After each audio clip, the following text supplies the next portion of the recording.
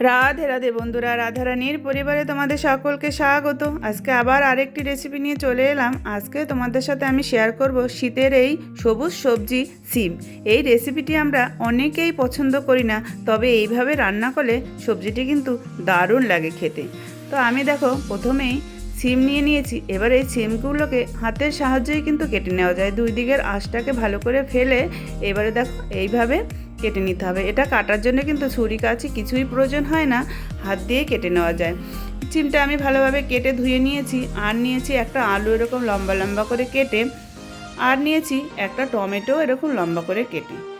এইবারে নিয়েছি অর্ধেকটা বেগুন এরকম লম্বা লম্বা করে কেটে।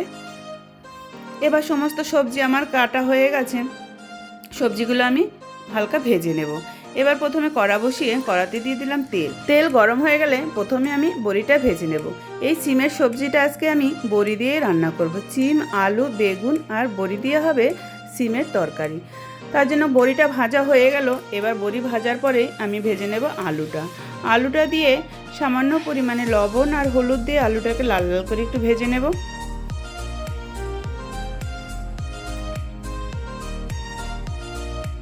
আলুটা ভাজা হয়ে গেলে এবার আলুটা আমি তুলে নেব। এই তেলের মধ্যে আমি এবার বেগুনটাও ভেজে নেব। বেগুনটাকেও সামান্য পরিমাণে লবণ আর হলুদ দিয়ে ভেজে নেব লাল লাল করে। যে কোনো সবজি রান্না করার সময় যদি এরকম ভেজে রান্না করা হয় তার টেস্টটা কিন্তু একটু অন্যরকমই আসে।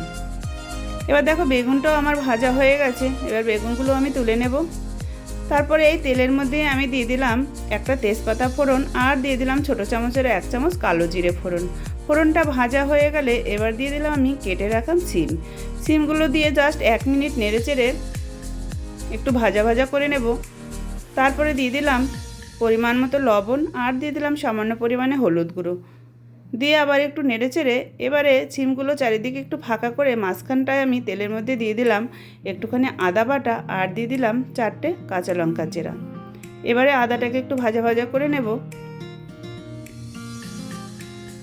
এবার আদা আর সিম ভালো করে মিশিয়ে 1 মিনিটের মতো ভেজে নেব। তারপরে আমি দিয়ে দিলাম কেটে রাখা টমেটোটা দিয়ে একটু নেড়ে চেড়ে এবারে দিয়ে দেবো আমি গুঁড়ো মশলাটা।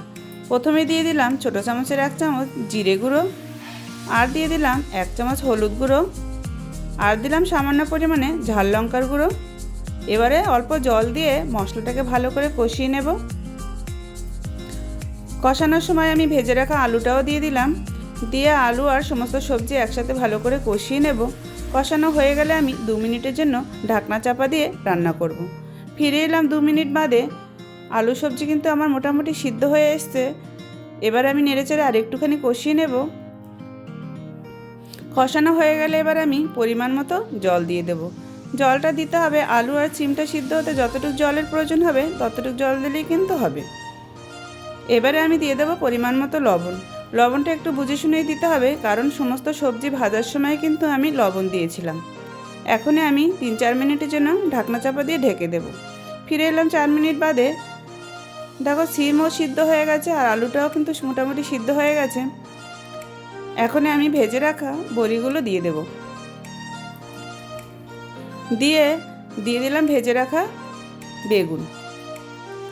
এই সবজিটা একটু শুকনো শুকনো হলে কিন্তু খেতে ভালো লাগবে।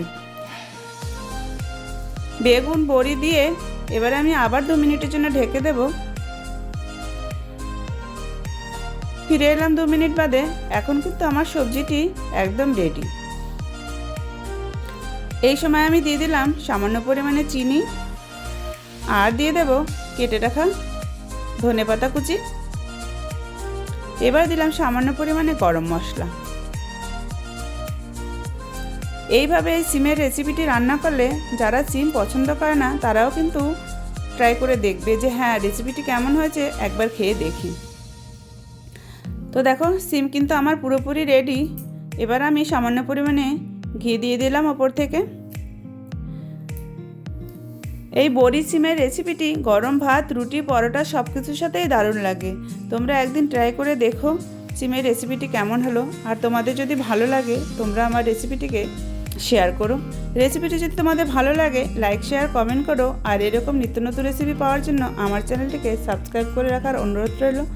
আজ তাহলে আসি বন্ধুরা, দেখা হবে নতুন একটি রেসিপি নিয়ে। রাধে রাধে।